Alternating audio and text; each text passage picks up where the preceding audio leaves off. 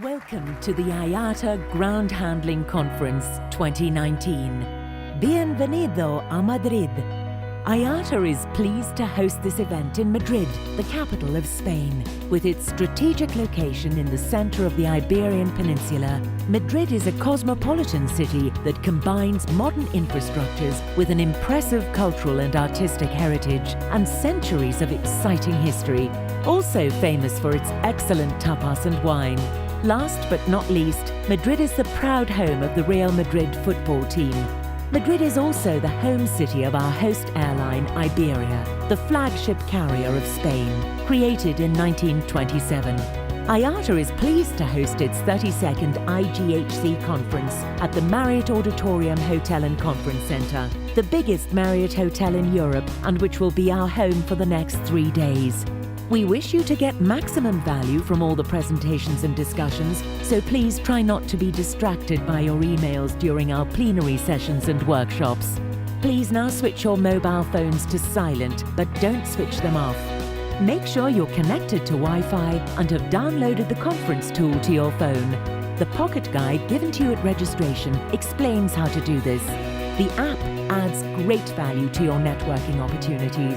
Add contacts, message them, and arrange meetings in a few steps.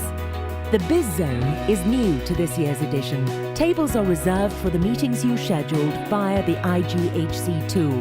The Biz Zone team is available to assist you with the tool, as well as with the meeting facilitation.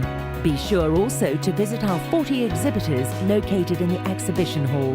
There's a lot to take in at this year's ground handling conference. You will get the opportunity to network with over 800 delegates and get exclusive access to industry intelligence and latest industry developments. This conference brings together over 800 delegates to discuss issues related to technology and safe ground operations. We intend to conduct all discussions in full compliance with the United States antitrust laws, the competition rules of the Treaty of Rome, and any similar antitrust or other competition laws which apply. It's important to keep in mind that competition regulators are particularly watchful of IATA's activities, hence the importance of this policy. This screen details the types of agreements between parties, whether express or implied, that are strictly prohibited. An attorney will be present at all discussions and presentations to answer your questions.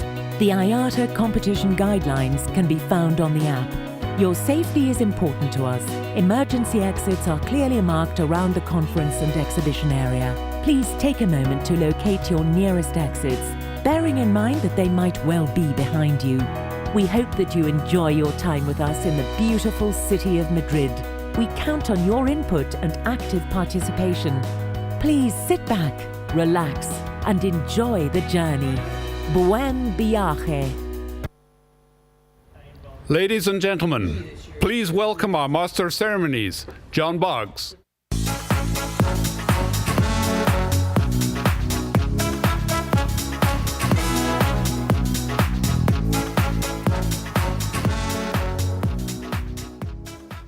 Thank you all very much for coming this morning. It's my honor to again this year be the Master of Ceremonies for the IGHC. To start off our day, we're very privileged to have one of our IATA member airlines, Iberia, as our host airline for this year's event. To launch our meeting this morning, we're pleased to hear from Luis Gallego, the Chief Executive Officer of Iberia. Señor Gallego, the floor is yours.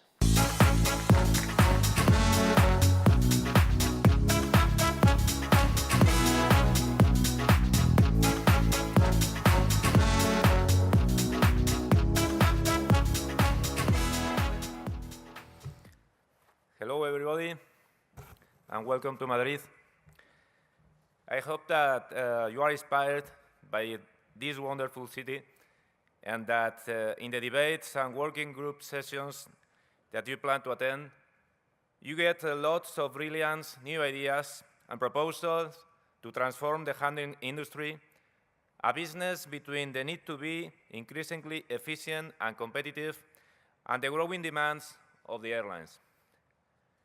To make things even more challenging, this is happening in a more and more congested space and a growing concern to protect the environment.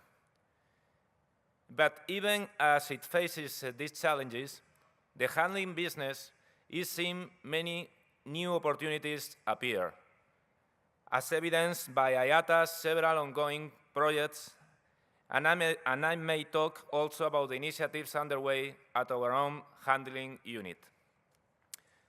I want to thank the IATA organizers, first, for choosing Madrid, which is our headquarters and our hub, as a venue for these discussions of the future of airport handling, and second, for this opportunity to welcome you in my dual capacity as president of the airline and also of Iberia Airport Services, our ground handling services division.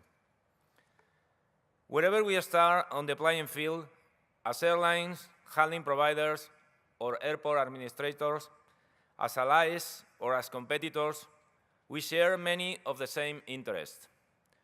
We are all seeking to maximize efficiency, punctuality, safety, flexibility, and perfect execution.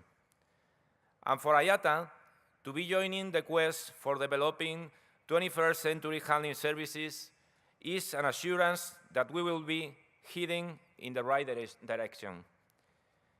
This is a business now undergoing growth and innovation, and one that is key to the smooth running of the air transportation industry, which in its turn is a fundamental component of the world economy in general and of the travel and holiday industry in particular. Handling may be viewed as less sexy than flight operations, and airport ramps are unglamorous and often inhospitable workplaces. But handling operations and the people who perform them are absolutely vital to the air transportation business and its future. At Iberia, we are very conscious of this as both a provider and as a user of handling services. We know what airlines need at airports and the problems that can arise. And we also know the difficulties handling operators must overcome to provide the seamless services that customers need and expect, and to do so both profitably and sustainably. When I put myself in our passengers' shoes, I understand the pain and uncertainty that many people feel in the airports. The pain of long lines, security controls, long and sometimes confusing walks. Fortunately, T4 Hub is exemplary in that respect, as a large and beautiful space where it is almost impossible to get lost. And then there is uncertainty. Will my flight leave on time? Will my luggage be on it?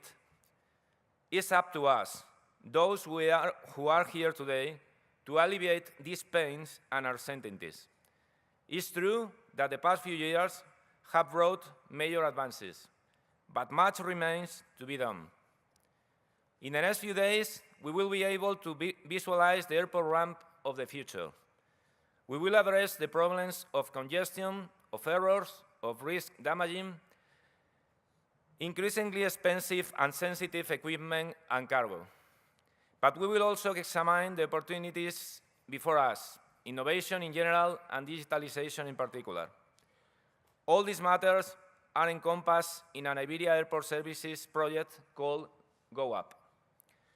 It consists of more than 130 transformational initiatives for digitalizing all our processes, for developing our business in the most customer-focused way possible, for strengthening the seamless services offered at our traffic hubs, and also for building a new company culture in which all our employees feel proud of their work and committed to their company.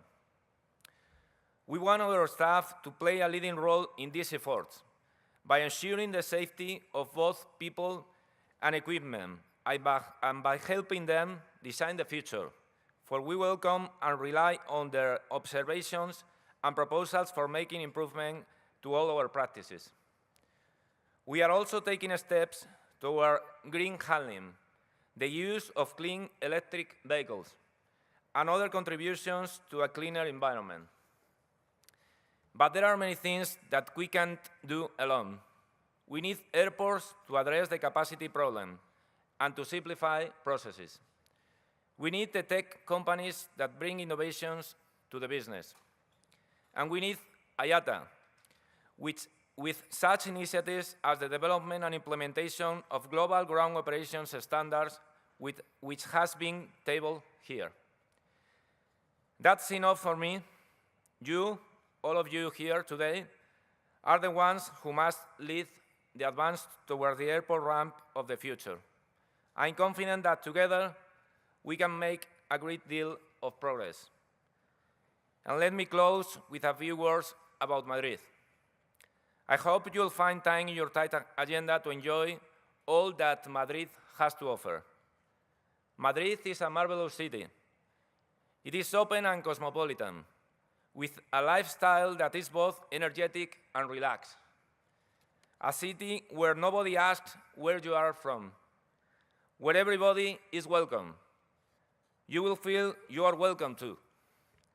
The city where you'll find the Prado Museum, the Thyssen, and the Reina Sofia, not to mention the Royal Theatre, the Plaza Mayor, the Retiro Park, and many more attractions. It's where you can find the best tapas in the world, as we saw before in the video, and where the joy of living is always something to be shared. So please, don't miss the opportunity to enjoy it. Thank you very much, everybody.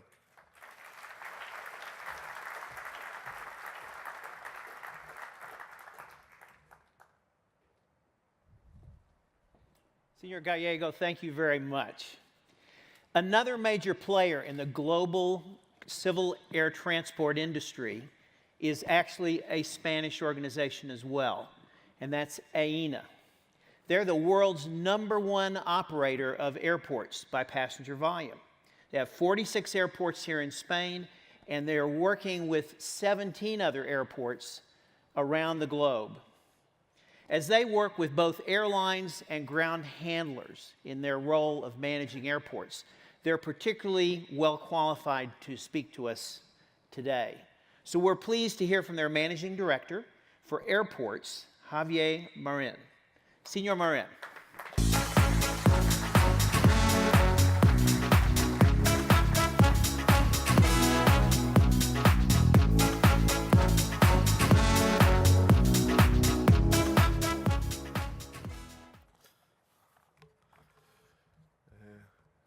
Joseph, Nick, Luis, all delegates, good morning.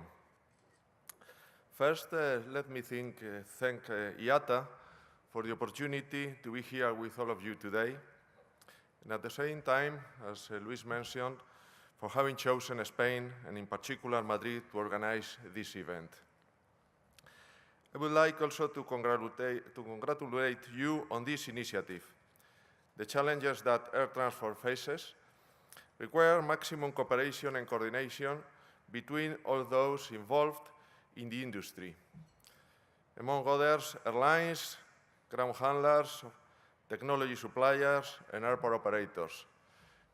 Many of you are today here to exchange knowledge and experience.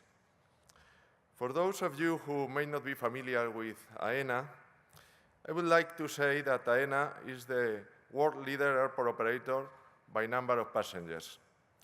Last year, more than 330 million passengers went through our 63 airports operated by AENA in 5 countries.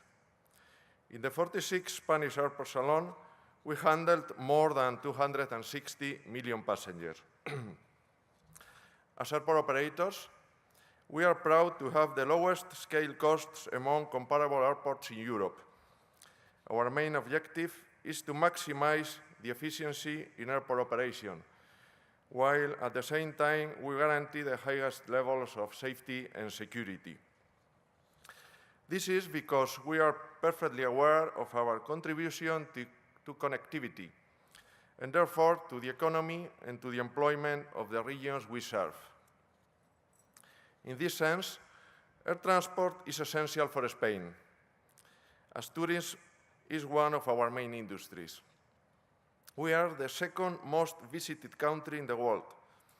4 out of 5 tourists who visit Spain use air transport to arrive to their destinations in our country.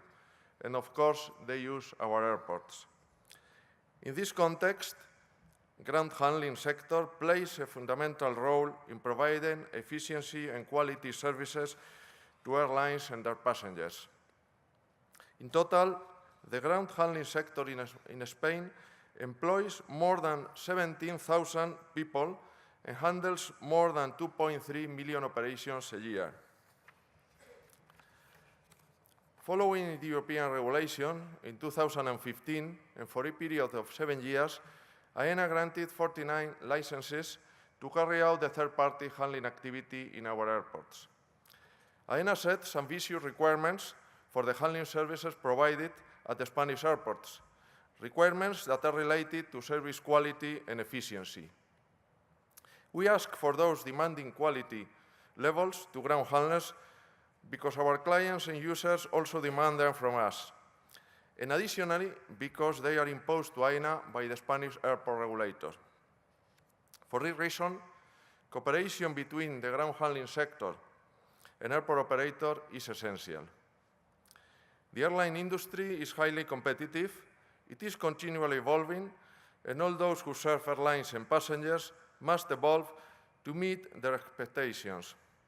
There is no doubt that we are in a sector that has to live with more and more demanding requirements in terms of quality and efficiency. In this struggle for quality and efficiency, which make us all more competitive, innovation plays an important role. In this sense, AENA is devoting important efforts to innovation to increase the competitiveness of our airports. I'd like to highlight some of our projects. Biometric technology for facial recognition.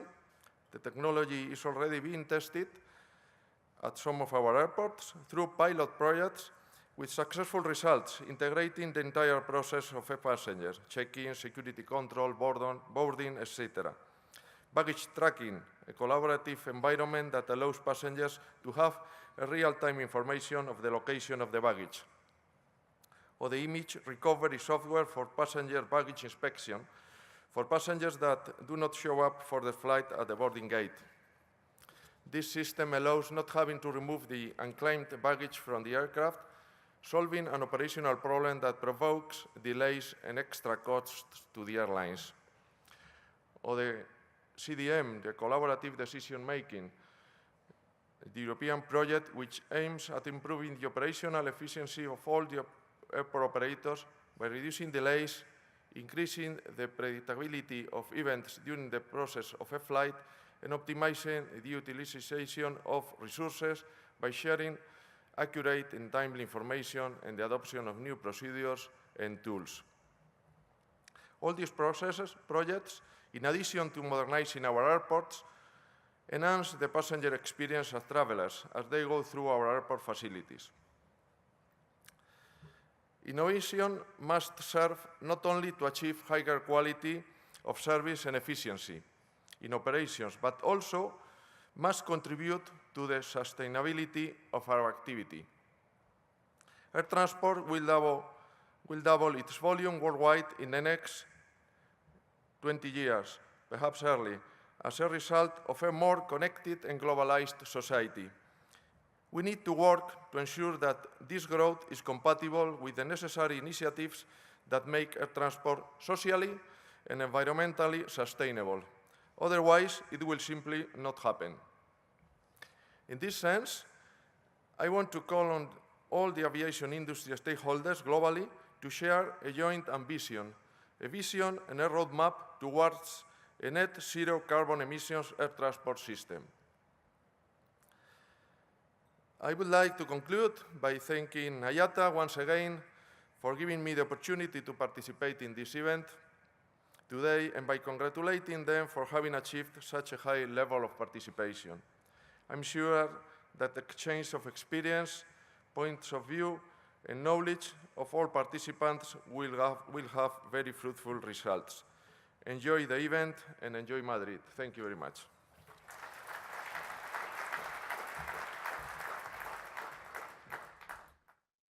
Thank you. Very nice speech. Thank you very much, Senor Marin.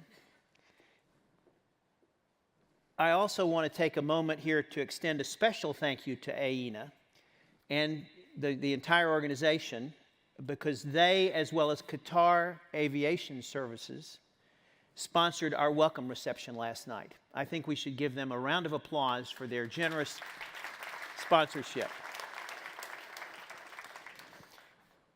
To give you just a little picture about IATA, in IATA we have responsibility for the entire industry, the airline industry, from selling tickets to safety to everything. We've recently, well, in the last few years, have reorganized and have created two divisions that really focus on the aviation operation. We have what's called SFO, Safety and Flight Operations, and that concerns everything from when the aircraft pushes, taxis down the runway, goes up, flies, lands, comes to the terminal, chocks in. That's their area of responsibility. Everything else, from getting ready to get on the airplane, boarding, weight and balance, putting the bags on, every customs clearance, security, all that falls to another division. That's our Airport, Passenger, Cargo, and Security Division, APCS. You hear that acronym a lot. That's what it means. Everything before the aircraft pushes, everything after it arrives, that's APCS. We're very pleased to have the Senior Vice President of that division, Nick Corrine, here to help us kick off the IGHC. Nick, come on up.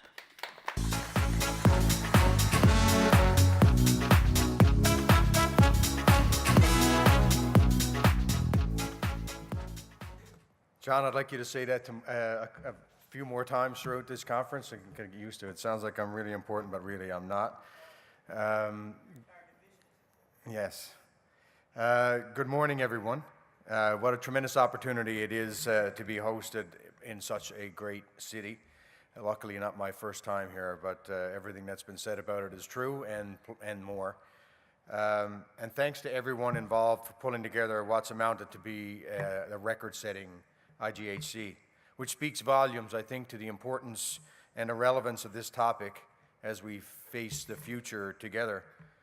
So it's not lost on me that I'm the last speaker this morning before we get into the plenary, so I promise that I'll attempt my best at being brief. But I simply did want to take a couple of minutes to highlight a few important topics, which you will hear throughout this entire conference, and some of which my predecessors have already spoke about a little bit this morning. None of these topics are new. None of these topics are revelations. However, as mentioned a few times already, given the rapid growth that this industry is facing over the next 10, 20 years, numbers like doubling in size, it's imperative that we get a little bit more focused and a little bit more action-oriented. I often say this, and when we think of ramp operations, this is one of the few areas in our business that has remained relatively unchanged over the years. Those of you in the room like me who actually worked on the ramp could go back, even it's been a long time, could go back with a little bit of differences training and probably functional this afternoon. My back wouldn't be quite as good as it was 20 years ago, but I'm pretty certain that we could pick up where we left off. That says a lot in terms of innovation that Javier spoke about a little bit about. So all of this has to change. We need to do things a little bit differently in order to be able to embrace and be prepared for the growth that we're staring at. We simply cannot double the size of airports. We simply have to do things differently.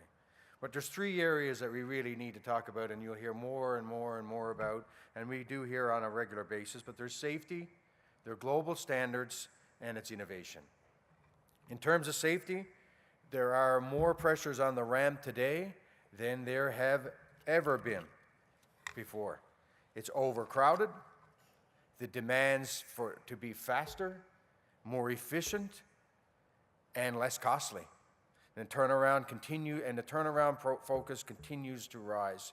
Therefore, it is ripe for mistakes and accidents. So to improve here, the list is endless, but we need to get much greater collaboration, as was mentioned earlier, than we've seen in the past. and much greater emphasis on data collection. If we don't measure it, it won't get fixed. And none of us are doing a great job, the best job of that. And especially from an industry standpoint, our ground damage database should have everything in it. And not only the accidents, but their near misses as well. So that we can start to collate that information. We can start to analyze that information and can predict and prevent issues from the future. Begin to anticipate more than we do today instead of react like we so often do. I will talk a little bit about innovation in a little while later, but implementing GSE, here's a good example. Proximity sensors. It should be on every piece of equipment we have. The elimination of accidents that would allow, and yes, it's costly, but we often argue over who pays for it. But this is a great innovation that really should be the standard in terms of ground servicing equipment in the future. We also need to place some additional focus on something that the ramp struggles with, loading errors and load shifts. This has not gone away, and this could have catastrophic consequences if not addressed. We need to rethink here as well. And lastly, our training. We need to take a different approach to our training. We need to embrace new tools, virtual reality, our new workforce that we're training. They're not old people like me anymore. There are young people that learn differently and can learn in different ways, and we need to embrace that. And with the type of attrition that we have, we need to find ways to be able to train and more efficiently. Like I said, we could talk about safety all day, but obviously in a ground operations and an operations environment, we need to spend ample amount of time on it because it is the single most important thing we do. In terms of standards, for things to work harmoniously, for things to be interoperable, and for the best results, we have to place more time and focus here.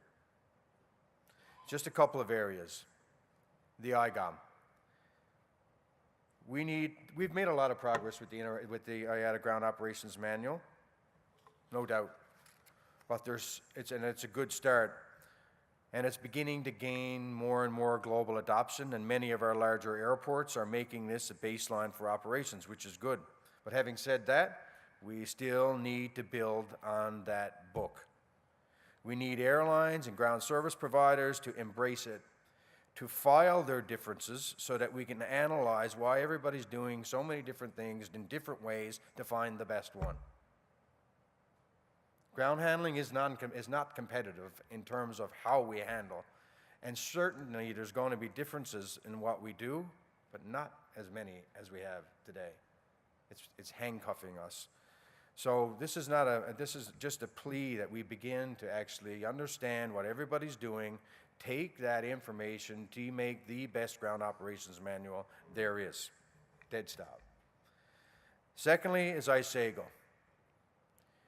Here, too, we've been making a lot of progress. There's been some fits and spurts and rough starts, but the progress has been made.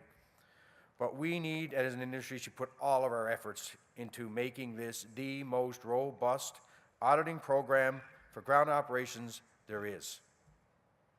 We need to stop the redundant audits. We need to enhance it. We need to share it. We need to make it a little bit more unpredictable so that we can really garner the information we need. And we need to share those findings. And we need to get away from the blame culture, which encompasses almost every ramp operation that exists in the planet. So in order for us to be able to move forward, we really need to begin to start digging in on this particular subject and make it ours. And through further focus on these two areas, one thing that we can definitely avoid is unnecessary regulation.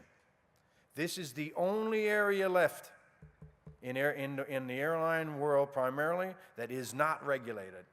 And I'm not against regulation, but let's not have regulations that's only going to make things worse, more cumbersome, and more difficult to manage as we move forward. We have the tools at our hands. We need to utilize them. And lastly, innovation.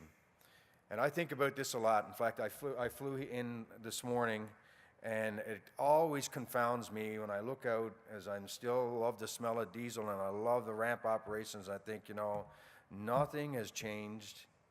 We don't innovate as much, And when you compare what's happened below the wing to above the wing, it's night and day. We talk about biometrics and what biometrics is doing.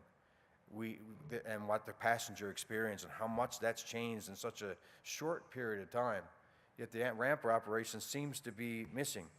And I think back to, and it made me think back to when I was in one of my previous employers, a rather large one, and the ground servicing equipment, and the arguments and debates we'd have to try to get financing and funding for our ramp operations. The average age of our ground servicing equipment at the time when I left the organization was 26 years old. I think we had a pushback tractor that pushed back the Kitty Hawk. But that's just, it's one small example of where we really not only need to invest, but we need to innovate as well. The pressures to do so are imminent.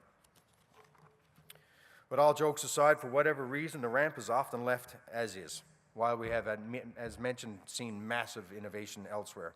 So it's time to change that. We need to look at our ramp designs. We need to look at our aircraft cargo holds. We need to consider artificial intelligence, autonomous vehicles, and more and more and more automation.